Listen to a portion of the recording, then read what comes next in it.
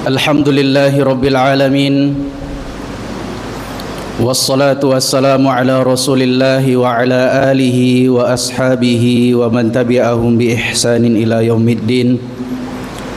Salatan wa salaman daimaini mutalazimaini ila yaumiddin, amma ba'd. Allahumma inna nas'aluka ilman nafi'an wa rizqan tayyiban wa amalan mutaqabbalan. Hadirin Bapak Ibu yang semoga dirahmati Allah Subhanahu wa taala. Alhamdulillah, ini kali pertama kami di masjid ini menggantikan jadwal dari Ustadz kita, Ustadz Zaini yang sedang beruzur.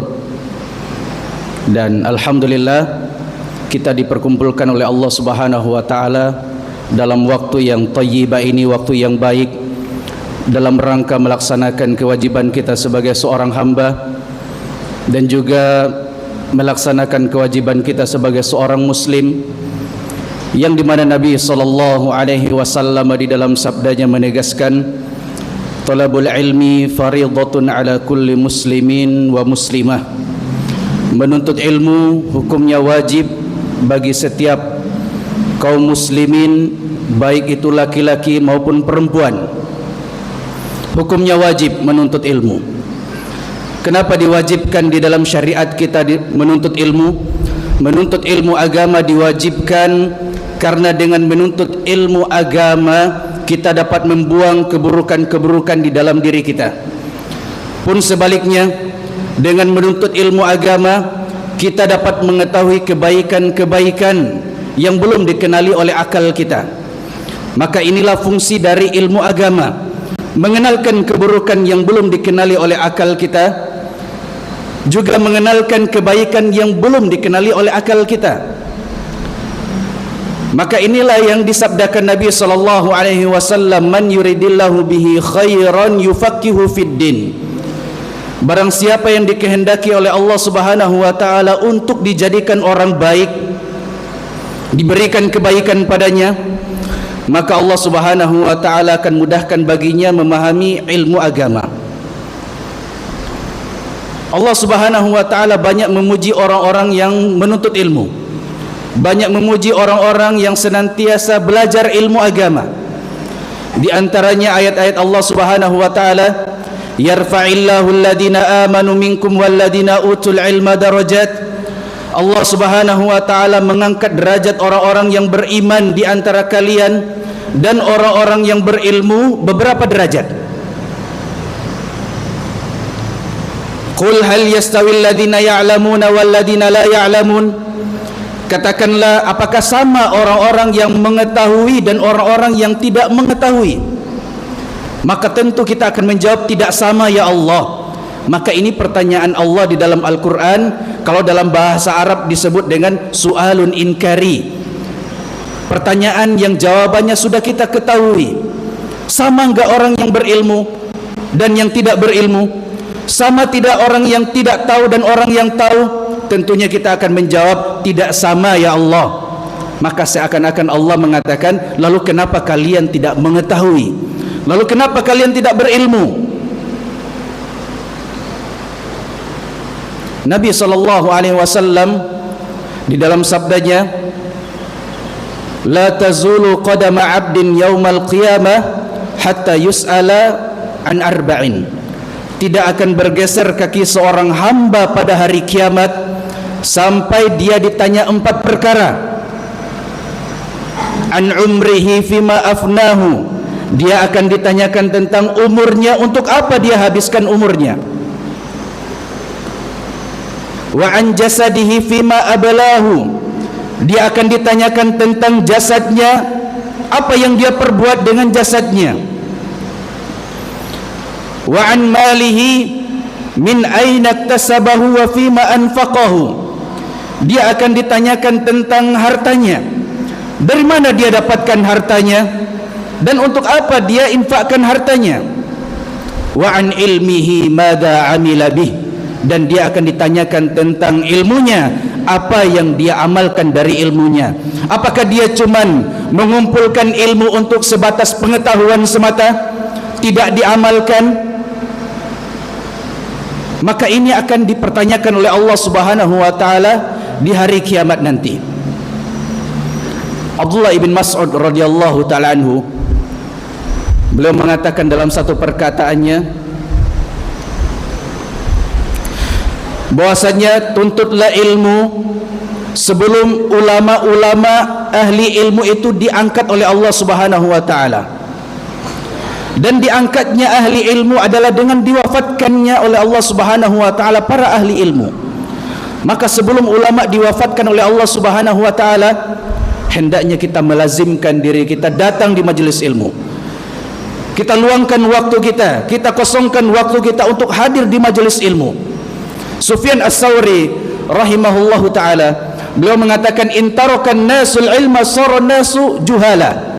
Kalau seandainya manusia meninggalkan ilmu, maka jadilah manusia itu orang-orang yang bodoh. Maka kita lihat berbagai macam kerusakan yang ada di hadapan kita, berbagai macam kemaksiatan, berbagai macam kemungkaran, kerusakan, penyimpangan, semuanya disebabkan karena jauh dari ilmu. Sedikit orang yang mendakwakan, sedikit orang yang datang di majelis ilmu, sedikit orang yang berilmu datang untuk berdakwah. Makanya keburukan-keburukan itu tersebar. Semuanya dikarenakan kosongnya seseorang dari ilmu. Maka inilah yang mendasari bahwasanya di dalam syariat kita yang mulia ini, ilmu itu hukumnya wajib untuk kita pelajari. Ma'asyiral muslimin rahimani wa rahimakumullah, insyaallah pada waktu yang singkat ini kita akan sedikit membahas tentang satu anggota tubuh yang dimuliakan oleh Allah Subhanahu wa taala, yang dimana anggota tubuh ini menjadi tolak ukur baik dan buruk seseorang, bahkan menjadi tolak ukur selamat atau tidaknya seseorang, tergantung pada satu organ tubuh ini. Kita semuanya sudah tahu organ apa ini, yaitu adalah hati. Hati ya jamaah, kita bisa ibaratkan hati ini seperti taman atau kebun yang subur. Kebun yang subur ini dapat tumbuh di dalamnya itu biji-bijian, tanam-tanaman, bunga-bunga, semuanya akan tumbuh di lahan yang subur.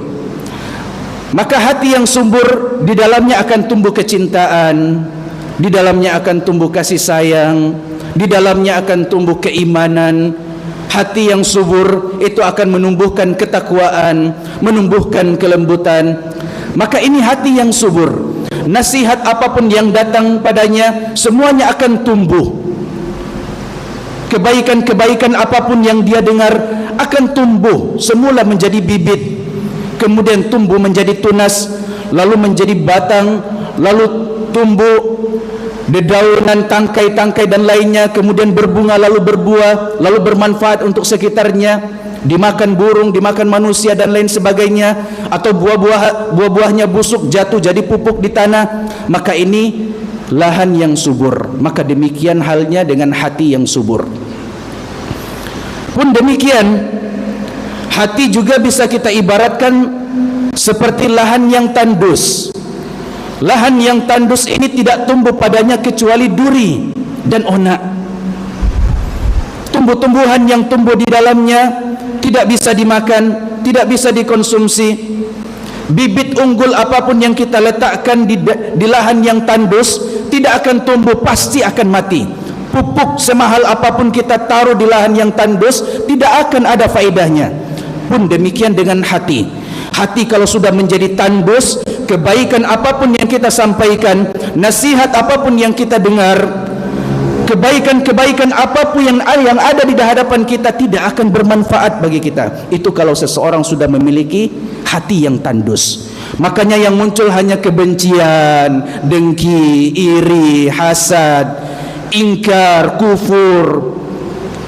Ini hati yang tandus, yang tidak tumbuh padanya kebaikan-kebaikan.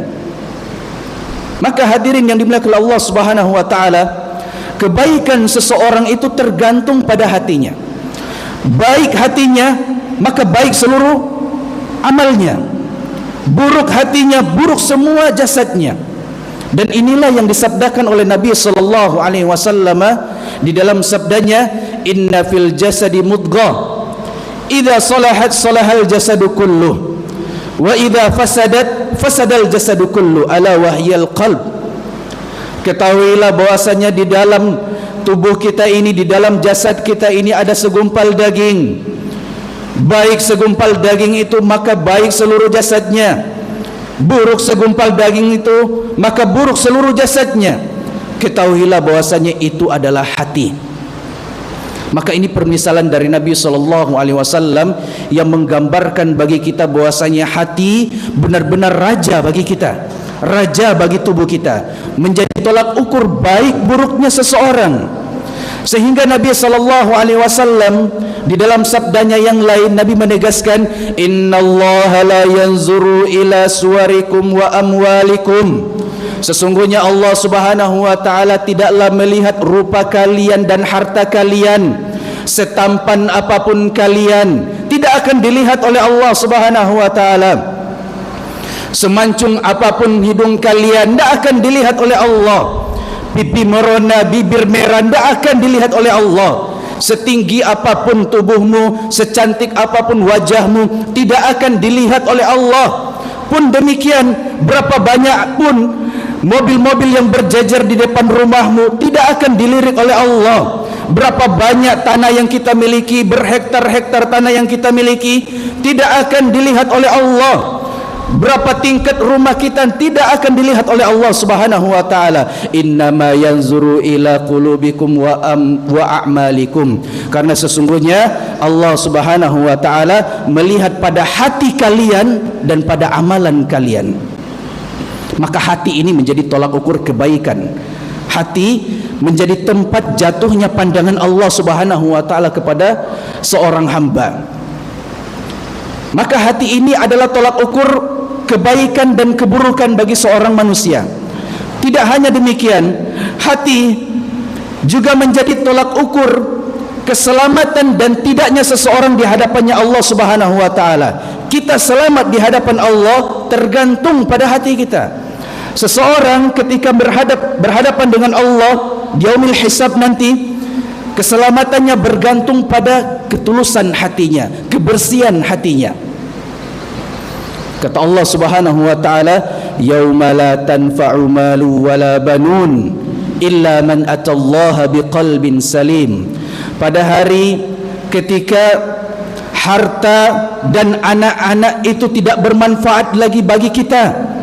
Harta yang kita kumpulkan seumur hidup kita, harta yang kita kumpulkan dengan keringat darah kita selama kita masih hidup di dunia, anak-anak yang kita besarkan dengan harta kita, kita besarkan dengan kasih sayang, berharap mereka menjadi syafaat bagi kita, berharap mereka menjadi penolong bagi kita nanti. Ternyata pada hari di mana itu semua tidak bermanfaat lagi bagi kita, illa man atallaha biqalbin salim, kecuali yang datang kepada Allah dengan hati yang selamat. Maka hati yang selamat ini menjadi tolak ukur keselamatan seorang hamba di hadapan Allah Subhanahu wa taala. Tidak hanya menjadi tolak ukur keselamatan, hati juga menjadi ciri khasnya orang soleh. Hati yang lembut, hati yang penuh dengan kecintaan, hati yang jauh dari hasad, hati yang jauh dari dengki. Ini merupakan ciri khasnya orang-orang saleh. Oleh karenanya Allah Subhanahu wa taala ketika menyebutkan Nabi Ibrahim alaihi salam, wa inna min syi'atihi la Ibrahim, dan sesungguhnya di antara pengikut Nabi Nuh alaihi salam adalah Ibrahim. Apa yang diikuti Nabi Ibrahim kepada Nabi Nuh alaihi salam? Ijja'a rabbahu biqalbin salim. Ketika Nabi Ibrahim dan Nabi Nuh alaihi salam datang menghadap Rabbnya membawa hati yang selamat, ay salimu minasyirk, yaitu hati yang selamat dari kesyirikan.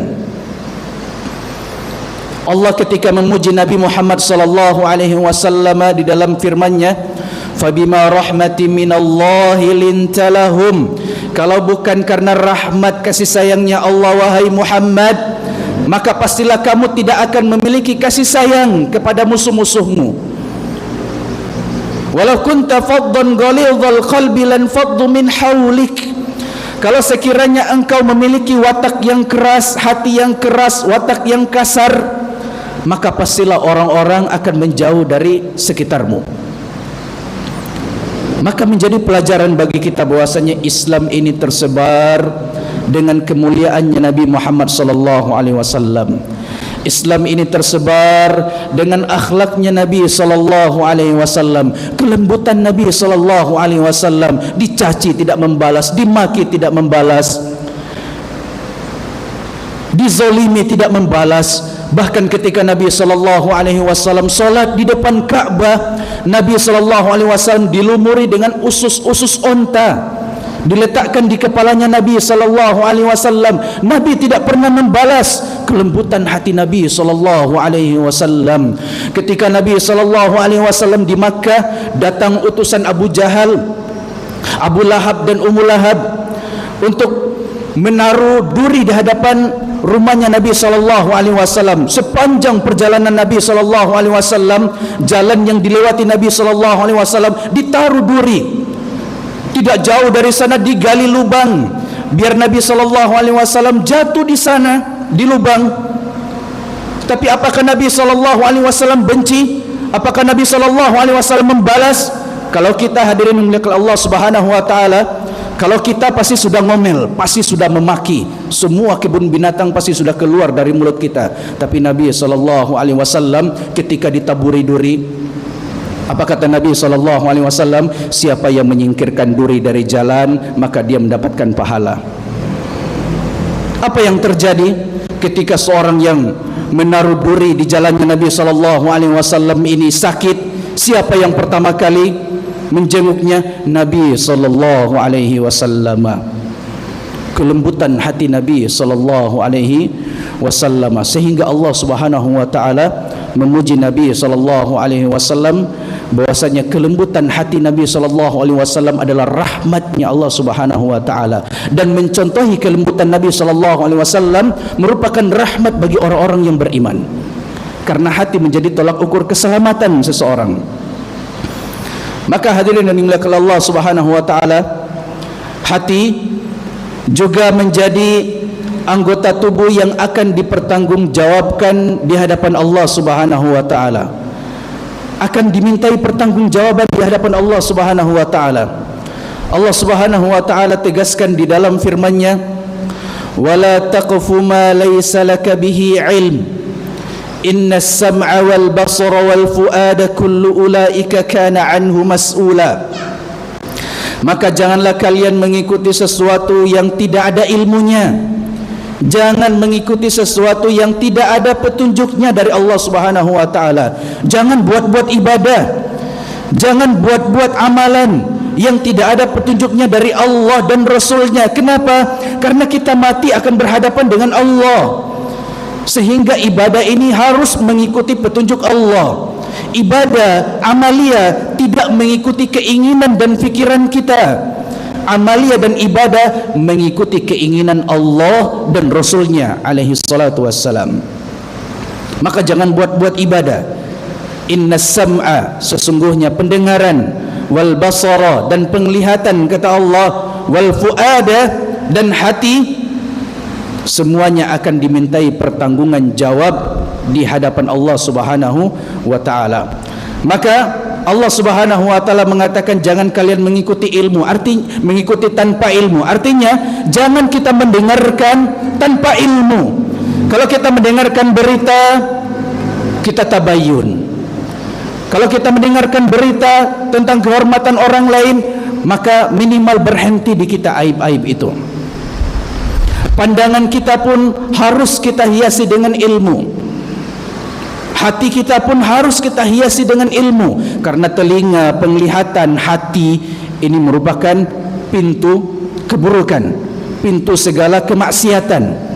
Makanya ditutup telinga, penglihatan dengan hati. Apa yang menutupnya, yang memfilternya dari keburukan, yaitu ilmu. Maka pendengaran, penglihatan, hati yang tidak kita kafir dengan ilmu, ini akan membahayakan kita di hadapan Allah Subhanahu wa taala. Maka orang yang selalu memperbaiki hati, Orang yang selalu melihat hatinya, setiap saat dia merenung, seakan-akan dia bercermin. Orang kalau melihat hati itu seakan-akan dia bercermin. Hasibu anfusakum qabla an tuhasabu. Hisablah diri kalian sebelum kalian akan dihisab. Hitung-hitung amalan kita, mana yang baik, mana yang buruk, berapa kebaikan yang kita lakukan, berapa keburukan yang kita lakukan. Sebelum itu semua akan menjadi perhitungan Allah Subhanahu wa taala. Hitung keburukan kita kemudian kita hilangkan, hitung kebaikan kita kemudian kita maksimalkan.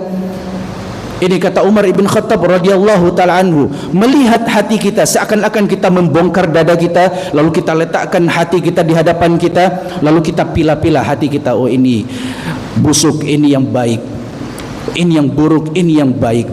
Oh, ini ada hasad, ada dengki, ada amarah, ada kebencian di dalamnya. Hilangkan, ganti dengan kasih sayang, ganti dengan kelembutan, ganti dengan iman, ganti dengan ketakwaan, sehingga kita jauh dari hal-hal yang akan kita memberatkan kita di hadapan Allah Subhanahu wa taala.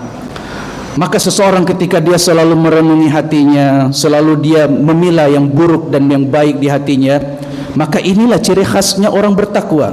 Orang bertakwa itu dia selalu menimbang-nimbang hatinya, mana yang baik pada hatinya, mana yang buruk pada hatinya. Orang bertakwa itu ketika dia mendapatkan sesuatu yang pantas dia untuk marah, selalu dia untuk menahan marah, selalu dia usahakan untuk dia tidak marah. Ini kesempatan dia marah, wajib dia marah pada saat itu. Tapi orang yang selalu memperbaiki hatinya, ana tidak akan marah pada hal ini, ana tidak akan marah pada kesempatan ini. Inilah ciri khasnya orang-orang yang bertakwa. Nah, orang yang bertakwa selalu didekatkan oleh Allah Subhanahu wa taala di syurganya Allah Subhanahu wa taala, di dunia maupun di akhirat. Allah Subhanahu wa taala katakan, wa uzlifatul jannatu lil muttaqina ghairu ba'id. Dan surga itu didekatkan kepada orang-orang yang bertakwa, tidak jauh dari mereka. Surga tidak jauh dari orang-orang yang bertakwa, kata Allah Subhanahu wa taala. Tidak jauh artinya baik di dunia, apalagi kalau sudah meninggal, lebih dekat lagi dia dengan surganya Allah Subhanahu wa taala. Hadza ma tu'aduna bikulli awabin hafidh. Siapa orang yang bertakwa? Maka orang yang bertakwa, kata Allah Subhanahu wa taala, kata Allah, inilah yang dijanjikan oleh Allah Subhanahu wa taala kepada orang-orang yang awab, kepada orang-orang yang hafiz. Maka awab dan hafiz inilah orang yang bertakwa yang disebutkan oleh Allah Subhanahu wa taala di dalam Al-Qur'an. Apa itu awab? Awab itu kalau dia terjatuh ke dalam dosa, selalu dia kembali kepada Allah. Awab itu kalau dia terjatuh ke dalam kesalahan, selalu dia memperbaikinya. Awab itu sejauh apapun dia jauh dari Allah Subhanahu wa taala, jauh dari jalannya Allah Subhanahu wa taala, selalu dia kembali kepada jalannya Allah Subhanahu wa taala. Sebanyak apapun maksiat yang dia lakukan, sebanyak apapun dosa yang dia lakukan, selalu dia bertaubat kepada Allah Subhanahu wa taala. Maka inilah yang disebut dengan awab, ciri orang bertakwa. Hafiz, yaitu orang yang menjaga dirinya, menjaga hatinya, menjaga kehormatannya, menjaga dari hal-hal yang haram, menjaga dari hal-hal yang syubhat wa madarat, dengan yang mudarat dan lain sebagainya, yang merusak amaliyahnya, merusak jasadnya, merusak ruhnya, merusak dunianya, merusak akhiratnya. Hafiz, awwabun hafid adalah orang yang bertakwa. Lalu siapa orang-orang awwab dan siapa orang-orang yang hafiz? Maka Allah Subhanahu wa taala menjawab di dalam Al-Qur'an, man khasyar rahmana bil ghaib wa jaa biqalbin salim. Siapa yang takut kepada Allah Subhanahu wa taala padahal dia tidak melihat Allah, maka ini sudah level tertinggi daripada seorang yang beriman. Dia telah mencapai level ihsan.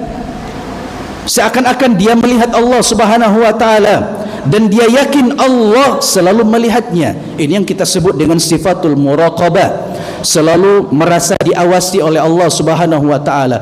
Dia takut kepada Allah, dia takut dalam kesendiriannya bermaksiat kepada Allah, dia takut ketika dia asing bermaksiat kepada Allah Subhanahu wa taala. Maka inilah yang Allah Subhanahu wa taala sebut man khasyar rahmana bil ghaib, yaitu orang-orang yang takut kepada Allah padahal dia tidak melihat Allah. Wa jaa biqalbin salim, dan dia datang menghadap kepada Allah membawa hati yang selamat, membawa hati yang bersih, membawa hati yang tulus, membawa hati yang ikhlas. Maka hati ini di antara anggota tubuh yang pantas untuk kita luangkan waktu kita, kekuatan kita, untuk kita memperbaiki dan selalu memperhatikan hati kita. Jangan sampai hati kita ini rusak. Maka untuk mengetahui kapan hati kita ini rusak, maka kita perlu mengetahui apa saja yang merusak hati.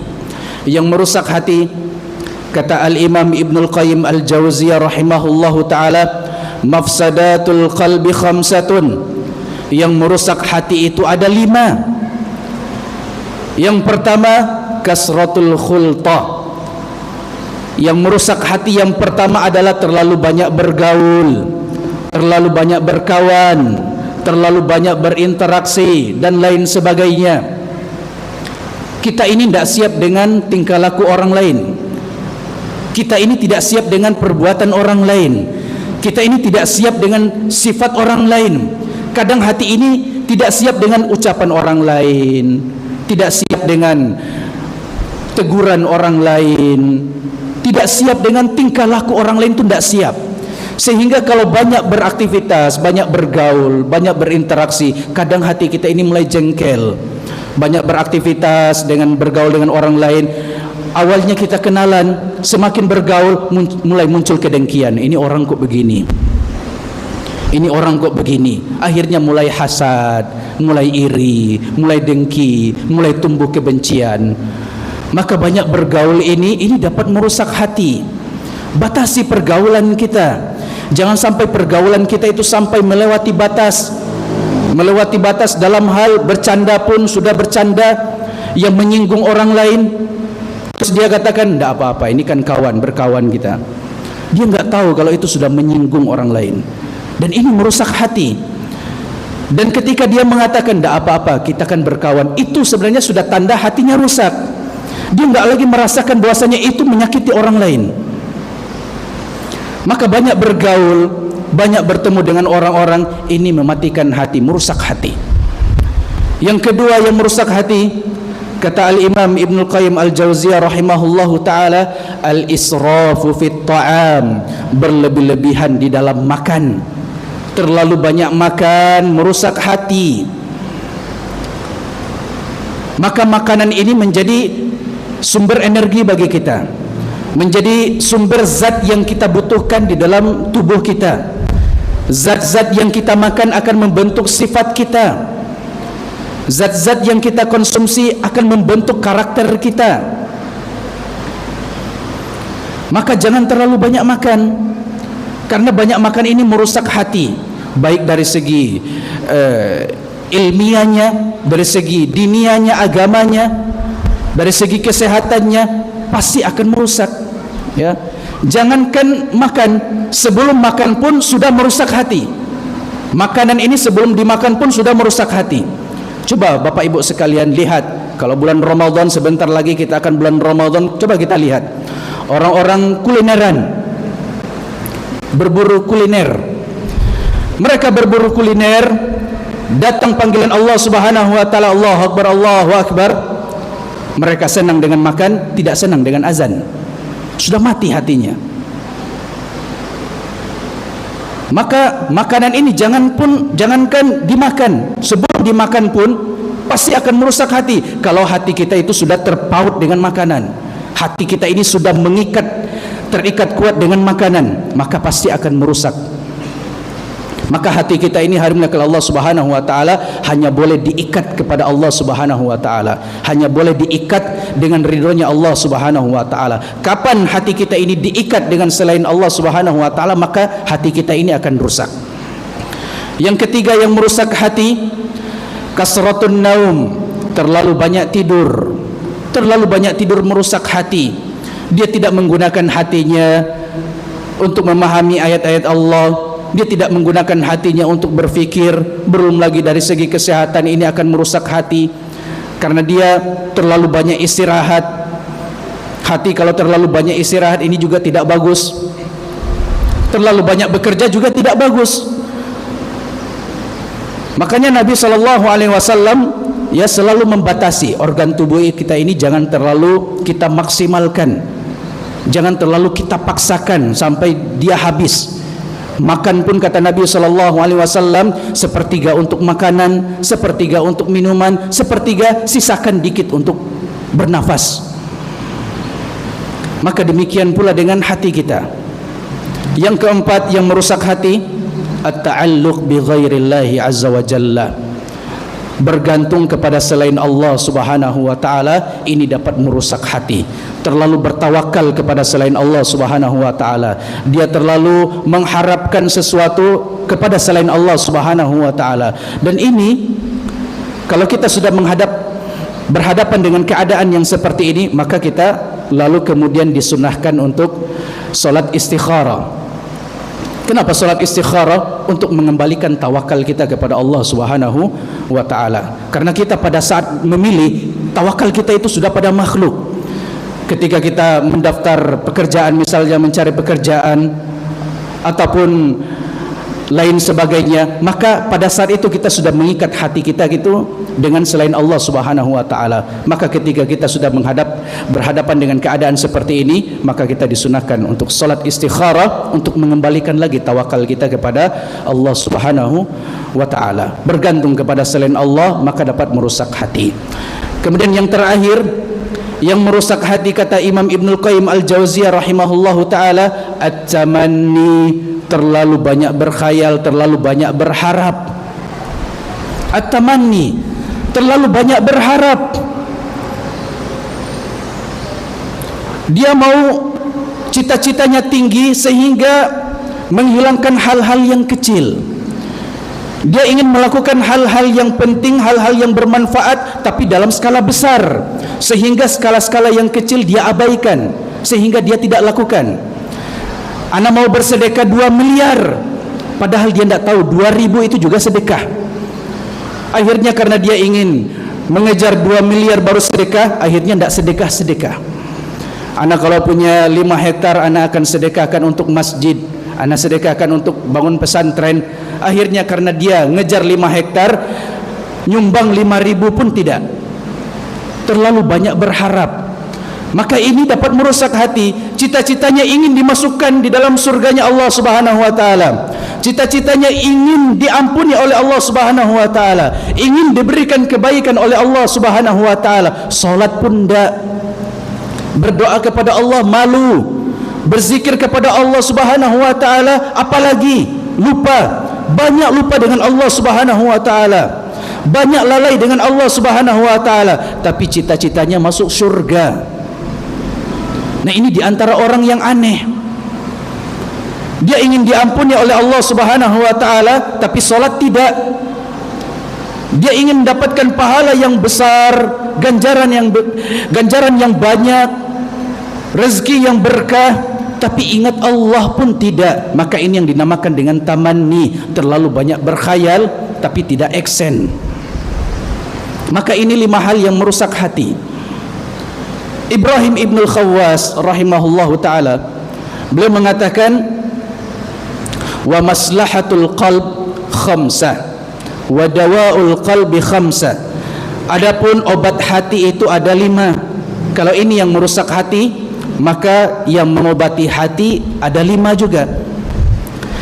Yang pertama, kata Ibrahim Ibnul Khawwas, yang dapat mengobati hati kita, kalau kita sudah terpapar 5 penyakit tadi yang merusak hati kita, obati dengan 5 perkara juga. Yang pertama, kata Ibrahim Ibnul Khawwas, qiraatul Quran wa tadabbur, membaca Al-Quran dan mentadabburi Al-Quranul Karim. Maka ini dapat mengobati hati, dapat menghidupkan hati. Allah Subhanahu wa taala katakan di dalam ayatnya, wa nunazzilu minal Qur'ani ma huwa shifaa wa rahmatul lil mu'minin, dan kami turunkan sebagian dari ayat-ayat kami itu berupa syifa, berupa obat penawar dari segala kegalauan hidup kita, kepahitan hidup kita, kesulitan hidup kita. Maka Al-Quranul Karim adalah obat penawar. wa rahmatul lil mu'minin, dan sebagai tanda kasih sayang Allah Subhanahu wa taala kepada orang-orang yang beriman. Wala yazidul zalimuna illa khasara. Sedangkan Al-Quran bagi orang-orang yang zalim hanya menambah penyesalan. Maka mentadabburi Al-Quranul Karim ini dapat menghidupkan hati. Sebaliknya, kalau kita jauh dari Al-Quranul Karim, maka ini menjadi bencana.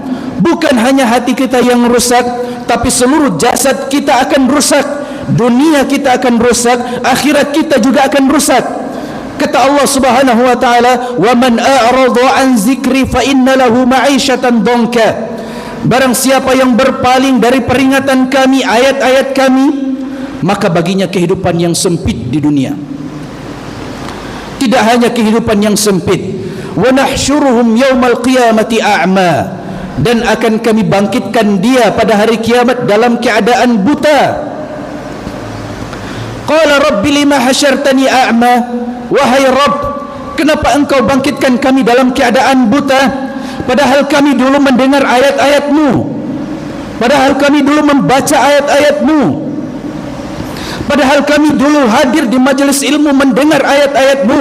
Jangan kira ayat ini untuk orang-orang yang tidak dengar Al-Quran. Jangan kira ayat ini untuk orang-orang yang tidak paham Al-Quran. Ayat ini untuk orang-orang yang pernah mendengar ayat Al-Quran. Kenapa engkau bangkitkan kami dalam keadaan buta ya Rabb? Padahal dulu kami ketika di dunia dalam keadaan melihat, kami melihat tanda kekuasaan-Mu, kami melihat ayat-ayat-Mu, kami melihat peringatan-peringatan-Mu. Kata Allah Subhanahu wa taala, "Kadzalika atatka ayatuna fanasitaha wa kadzalikal yauma tunsa." Perhatikan kata Allah, demikianlah datang ayat-ayat kami kepadamu. Allah katakan datang, sudah datang kepada kita. Artinya apa? Sudah kita dengar, sudah kita pahami ayat-ayat Allah, sudah sering kita baca ayat-ayat Allah. Datang peringatan kami, datang ayat-ayat kami, datang Rasul kami, datang para ulama memberikan peringatan-peringatan dari ayat-ayat dan sunnah Nabi SAW. Tapi engkau lupakan, kalian lupakan. Wa kadzalikal yauma tunsa. Maka pada hari ini pun kata Allah, kalian akan dilupakan. Dan lupanya Allah bukan seperti lupanya manusia. Lupanya Allah adalah azabnya Allah Subhanahu wa taala kepada manusia. Maka mentadabburi Al-Quran ini dapat menghidupkan hati kita. Abu Musa al-Ash'ari radhiyallahu ta'ala anhu, beliau mengatakan, "Inna hadzal Qur'ana kainun lakum zukhran wa kainun lakum wizran." Sesungguhnya Al-Quran ini adalah ladang pahala bagi kalian, pun sebaliknya Al-Quran juga ladang bencana bagi kalian. Fattabi'il Qur'ana wa la yattabi'ukal Qur'an. Ikutilah Al-Quran, jangan Al-Quran yang ikut kepadamu. Kita diperintahkan untuk ikut Al-Quran. Apa kata Al-Quran, itu yang kita katakan. Apa perintah Al-Quran, itu yang kita laksanakan. Halal kata Al-Quran, halal kita katakan. Haram kata Al-Quran, haram kita katakan. Ke timur kata Al-Quran, ke timur kita pergi. Jangan Al-Quran yang ikut kita, jangan Al-Quran yang ikut hawa nafsu kita, jangan Al-Quran yang ikut keinginan kita. Fa innahu man ittaba'al Quran habita bihi ila riyadil jannah. Karena sesungguhnya siapa yang dia ikut kepada Al-Quran, dia jadikan Al-Quran sebagai imamnya, dia jadikan Al-Quran sebagai penuntunnya, dia jadikan Al-Quran sebagai pedomannya, maka Al-Quran akan membawanya kepada surganya Allah Subhanahu wa ta'ala. Sebaliknya, wa man ittaba'ahul Qur'anu zujja fi qafahu faqadhafa fin nar. Dan barang siapa yang Al-Quran dia ikutkan pada keinginannya, dia ikutkan pada syahwatnya, dia jadikan Al-Quran ikut pada hawa nafsunya, maka Al-Quran akan menarik belakang kepalanya lalu dilemparkan ke neraka jahanam. Maka hadirin yang dimuliakan Allah Subhanahu wa taala, mentadabburi Al-Quran, membaca Al-Quran, ini di antara sebab-sebab yang mengobati hati kita. Di dalamnya ada disebutkan keimanan dan juga tentang contoh-contoh orang yang beriman sehingga kita mengikutinya. Di dalamnya disebutkan tentang kekufuran dan juga contoh-contoh orang yang ingkar, orang yang kufur, orang yang durhaka, agar kita tidak mengikuti jalan mereka sehingga hati kita ini hidup dengan membaca Al-Quranul Karim. Yang kedua yang menghidupkan hati, kata Ibrahim ibn al-Khawwas, khala'ul batan, mengosongkan perut. Banyak dia mengosongkan perut. Terbiasa dia hidup sederhana, terbiasa dia berpuasa, terbiasa dia menahan lapar, meskipun dia mampu untuk membeli makan, meskipun dia mampu untuk membeli banyak lauk pauk, tapi dia selalu menahan dirinya, selalu mengosongkan perutnya, selalu hidup dengan sederhana, sehingga dari mengosongkan perut muncul sifat-sifat yang baik, muncul akhlak mulia, muncul sifat-sifat mulia. Dari banyak dia mengosongkan perut, dari mengosongkan perut maka dia mulai mencukupkan dirinya pada makanan-makanan yang mencukupkan untuk meluruskan tulang punggungnya. Dia mulai mencukupkan dari makanan-makanan yang cukup untuk membuat dia tidak lapar, cukup untuk membuat mahnya tidak kambuh, cukup untuk membuat GERD-nya tidak kambuh. Sehingga ketika dia merasa cukup dengan hal demikian, dia mulai bersedekah. Biasanya makannya 2 porsi, sekali makan 1 porsinya dia sedekahkan. Muncul sifat-sifat mulia. Dia banyak berbagi makanan, dia banyak bersedekah makanan. Ini muncul dari orang-orang yang terbiasa menahan lapar, terbiasa dari orang-orang yang banyak mereka banyak mereka mengosongkan perut. Dan inilah yang menimbulkan sifat-sifat mulia, sebagaimana yang kita lihat di zaman Nabi SAW. 1 kurma dibelah 7, dibagi-bagi. 1 kurma, ini kalau kita 1 kurma, jangankan punya 1 kurma, punya 1 tandun kurma disimpan di lemari, dikunci. Ya. Kalau punya durian, kadang kalau orang punya durian ditanya, durian dari mana duriannya? Nah, kita jawab ini punya orang. Ya. Kadang kita demikian, karena tidak terbiasa kita mengosongkan perut. Maka mengosongkan perut ini menumbuhkan sifat-sifat mulia, karena sifat mulia itu muncul dari hati yang bersih, muncul dari hati yang baik, terbiasa dengan hal-hal yang baik. Ini yang kedua. Yang ketiga yang menghidupkan hati, kata Ibrahim ibn al-Khawwas rahimahullahu ta'ala, qiyamul lail, bangun dia di malam hari, bangun dia di malam hari, dia solat tahajud, dia solat witir, lalu dia berdoa kepada Allah Subhanahu wa ta'ala. Maka ini menghidupkan hati, karena orang-orang saleh demikian keadaannya. Kebiasaan orang-orang saleh itu adalah mereka bangun di malam hari. Kanu qalilan minal laili ma yahja'un. Orang-orang saleh terdahulu mereka sedikit sekali tidur mereka di malam hari.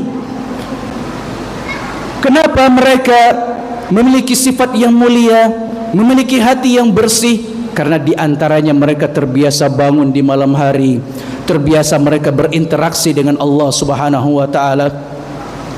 Nabi SAW katakan, ya ayuhan nas afshus salam, wahai sekalian manusia, sebarkan salam, wa at'imut ta'am, berilah makan, wasilul arham, sambunglah tali silaturahim, wasallu bil laili wan nasun niyam, dan solatlah engkau di malam hari dalam keadaan manusia saat itu sedang tidur. Tadkhulul jannata bis salam, maka kalian akan masuk surga dalam keadaan selamat.